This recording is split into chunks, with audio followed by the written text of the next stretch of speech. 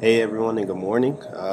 Ade checking in for a little update on the project. It's day something once again, and today I'm actually another change of scenery. I'm in the EE lab of Fowler Hall, so um, the learning center that's on the second floor. So this is the third center, so basically equivalent to or comparable to our EE lab back in Downing. So right now. Through moving forward, I've talked to there is a professor of the electrical engineering department here by the name of Sir Toto. So he set me up with three different, or I was able to sign out three different Arduino boards. So right now we have our, have them right here. So we have, this is our main Arduino PC board in a sense. So this receives all of the information that's coming from the computer. So after that, equipped with this, you have different shields, and you guys can read up later about like different shields that Arduino has. So right now in my possession, I have of like a basic like LED shield, and so as you connect it through the interface, you write a certain program in. So in this case, I'll probably show it like right after this. So so in the case of like the um, Hello Arduino program that I wrote, I wanted a signal to go out to pins 9 and 12. So basically, it sends out a signal, and the LED light for 9 and 12 pop up. So that's one example of one shield. Then we have our motor shield here. So this is what specifically I'll be working with. So right now, this shield, and it's actually a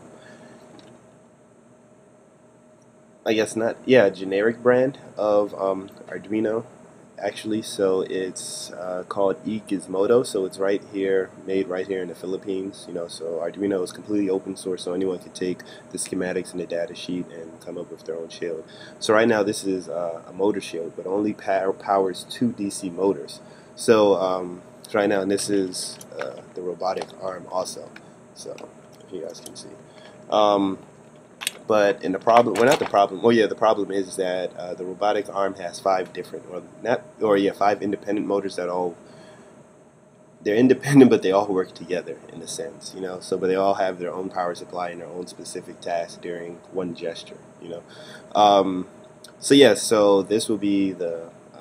So I'll be using more than likely three of these, or maybe we might even upgrade to get a motor shield that will support up to 4 to 5 DC power motors. And I'll show you a quick program also that I wrote um, to allow the DC motor to spin counterclockwise continuously.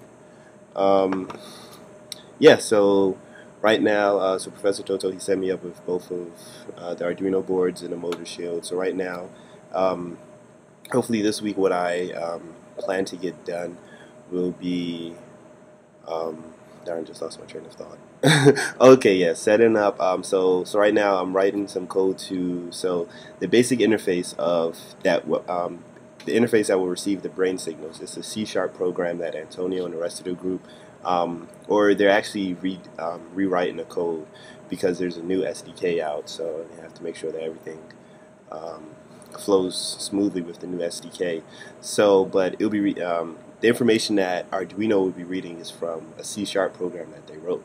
So this week I plan to create a C#, or they already have their C#, but creating the function in Arduino that will read different signals from a C# program. Creating a basic layout, so they got the actual robotic arm, so hopefully I'll get that today. It's about 10 a.m. So I'll probably head down there about 15 or 20 minutes to see if anyone's down there, and then from there just playing around and toying around to see the different functions of how I can create a gesture of assigning different movements and different tasks to each motor. So say if we want the motor to, or the robotic arm to turn right and then clasp down on something. So I want to move motor 1 towards the right, or rotate like 90 degrees, and I'll move the next two motors to come parallel to the ground, and then power the clinch motor. So yeah, hopefully that wasn't a little too confusing, but I'm trying to put everything like in a nutshell. So yeah, so create the function Arduino for the C# program, and start playing around with or moving forward, creating the interface from the Arduino and the robotic arm. So yeah, so that's pretty much it for today, and I'll see you all later. So what we have right here on the LED shield is the program that I wrote for two blinking lights. So it's off, on, with a delay of 1 second. Uploading, and there it is.